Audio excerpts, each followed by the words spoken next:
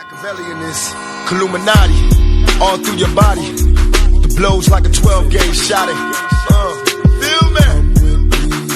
And God said He should send His one begotten Son to lead the wild into the ways. Follow me. Yo les potos, c'est Sacha, bienvenue dans cette nouvelle vidéo. Donc Leonardo attend la fin du mercato pour faire un mercato de fou, donc pour enchérir sur Raphaël Guerreiro et Donnarumma, à qui il reste respectivement 1 an et 2 ans de contrat, l'objectif étant d'obtenir un prix correct. Donc on va commencer par Dybala. Donc Paris aurait une offre de 100 millions pour faire 4 recrutements. On va commencer par Paulo Dybala.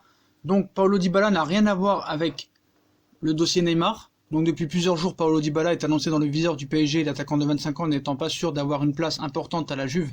Paris pourrait essayer d'en profiter pour recruter un joueur très talentueux et déjà expérimenté, mais l'Argentin a plutôt été cité comme un possible remplaçant à Neymar en cas de transfert, mais il ne ferait finalement pas lié à l'évolution de Neymar. En revanche, l'intérêt du club demeure réel. Léo, le directeur sportif, estime d'ailleurs que Paulo Dybala représente une belle opportunité de marché pour le PSG. Il est ainsi envisageable que le club décide de concrétiser le transfert de Dybala, même si la superstar brésilienne ne quitte pas le club. Mais tout va se jouer dans les dernières heures du mercato. Le PSG cherche notamment à savoir si le joueur souhaite absolument quitter la Juve, car le climat s'est réchauffé ces dernières heures avec le club et les supporters au sein de la Juve. Les dirigeants espèrent toujours un départ de Dybala. Les caisses ont besoin d'être renflouées, compte tenu des récentes signatures coûteuses, comme celle de Mathys de Ligt. En tout cas, le PSG assure que l'opportunité Paulo Dybala n'est pas directement liée à celui de Neymar. Il est ainsi envisageable que le club décide de concrétiser le transfert de l'international argentin, même si la superstar brésilienne ne quitte pas le club. Donc voilà, alors on peut bien croire que le PSG tente sa chance pour Dybala, quoi qu'il se passe pour Neymar. C'est possiblement une très belle opportunité qu'il ne faut pas laisser filer. Si l'envie de départ est la porte ouverte, la Juve se confirme, reste à voir comment les places seraient distribuées. Donnarumma, c'est toujours compliqué, un dossier brûlant de Leonardo, impossible à boucler apparemment. Donc les plans de Leonardo bloqués par Mino Raiola, alors que Gianluigi Donnarumma a préféré déjà rester au Milan. Cet été, le fait que son agent gère également les affaires d'Alphonse Areola ne devrait rien arranger. Il semble en effet difficile d'imaginer que Areola accepte qu'un de ses joueurs se retrouve lésé dans l'opération, rendant de surcroît d'éventuelles négociations très compliquées. Et à 2 semaines de la fin du mercato, Leonardo n'a plus le temps à perdre. Donc malgré le départ de Gianluigi Buffon, Alphonse Areola voit son avenir s'assombrir au sein du PSG. Le club de la capitale envisage sérieusement de recruter un nouveau gardien d'ici la fermeture du marché des transferts, prévu le 2 septembre. Donc 2 pistes reviennent avec insistance lorsqu'on évoque la succession d'Areola, Navas et Donnarumma. Si le premier pourrait être retenu au Real par Zidane, le second devrait de son côté avoir du mal à débarquer au PSG en raison de son agent.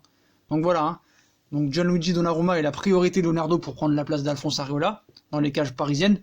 La place imposante de Mino Raiola, agent des 2 portiers dans ce dossier, va vraiment perturber les plans du Brésilien. Donc c'est vraiment un dossier très très compliqué. Donc à part si Leonardo sort un lapin de son chapeau comme Sirigu, on voit pas quel gardien pourrait venir. Attal est toujours une piste pour le Paris Saint-Germain. Donc Paris serait prêt à mettre 20 millions d'euros plus Nzonzi dans la balance. Donc on sait que Attal a été la révélation de la Ligue 1 la saison passée. C'est un très très bon latéral qui avait fait une bonne saison l'année dernière et un très beau match contre le Paris Saint-Germain. Donc voilà, la récente rumeur plaçant Stanley Nzonzi dans le viseur de l'OGC Nice avait fait imaginer à certains supporters parisiens un possible échange entre les 2 clubs. Paris envoyant Nzonzi plus un chèque contre Attal. Aux dernières nouvelles, le gym s'est surtout rapproché de son ancien arrière-gauche d'Albert en échec à l'Inter de Milan. Donc voilà, Donc auteur d'excellentes performances sur le flanc droit, le joueur de 23 ans coûte aujourd'hui trop cher pour le club parisien puisqu'il est valorisé à près de 40 millions d'euros. Il y a peu, son entraîneur Patrick Vieira avait encore rappelé la position de l'OGC Nice sur le sujet. Attal et Sarr sont des joueurs qui ne partiront pas, sachant que le latéral algérien est sous contrat jusqu'en juin 2023. Son club est en position de force et le gym ne compte pas le lâcher contre un petit montant, d'où ce chiffre de 40 millions d'euros. Donc voilà, parmi les révélations de Ligue 1, le latéral algérien n'avait pas bien mis longtemps à taper dans l'œil du PSG. Et on passe à Raphaël Guerreiro. Donc Paris devrait surenchérir à la dernière minute pour Raphaël Guerreiro. Donc voilà, une fois les dossiers prioritaires réglés, Leonardo va attendre la fin du mercato pour enchérir. Donc ce qu'il faut savoir, c'est que le Paris Saint-Germain maintenant leur reste une offre de 100 millions d'euros. Mais malheureusement, ça risque d'être assez court pour les 4. Donc voilà, dans cette dernière ligne droite du mercato, Leonardo qui dispose d'une enveloppe de 100 millions d'euros cible 4 joueurs. Donc Raphaël Guerreiro, qu'on voit ici, joueur de Dortmund, qui plaît à Leonardo, Donnarumma, Dybala et Attal. Donc si on se met dans l'idée que Paris a 100 millions d'euros, Guerreiro à Dortmund, ça coûte 25. Dybala, ça coûte 70. Atal, ça coûte 40. Donnarumma, ça vaut 50. Voilà, il manque 60-70 millions d'euros. Donc comment trouver ces 60-70 millions d'euros? Ça va être compliqué. Donc je pense que Guerreiro, Dybala, ça peut être possible. Ça va être plus compliqué pour Atal et Donnarumma. Mais tout reste possible. Il reste 15 jours. Il va falloir vraiment régler ce dossier Neymar et vraiment se concentrer sur ce mercato qui va être vraiment fou. Donc Raphaël Guerreiro, on sait que Paris c'était l'une des premières pistes. On sait que Leonardo n'était pas chaud, mais aurait changé d'avis. Donc Paris revient à la charge pour Guerreiro, pour le côté gauche. On nous apprend ce mardi qu'une piste aurait déjà été activée. Donc en effet, le PSG a toujours un œil sur l'international portugais Raphaël Guerreiro. L'ancien Lorientais avait eu l'occasion d'évoluer une saison sous les ordres de Tuchel.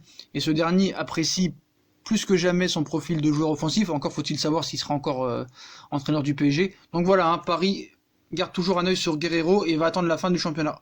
La fin de saison pour la fin du mercato, pardon. La fin du mercato pour ce dossier. Voilà les potos, comme d'habitude, on like, on partage, on s'abonne. Dites-moi en commentaire ce que vous pensez de toutes ces pistes pour le mercato. Attention, grosse info sur Neymar qui arrive.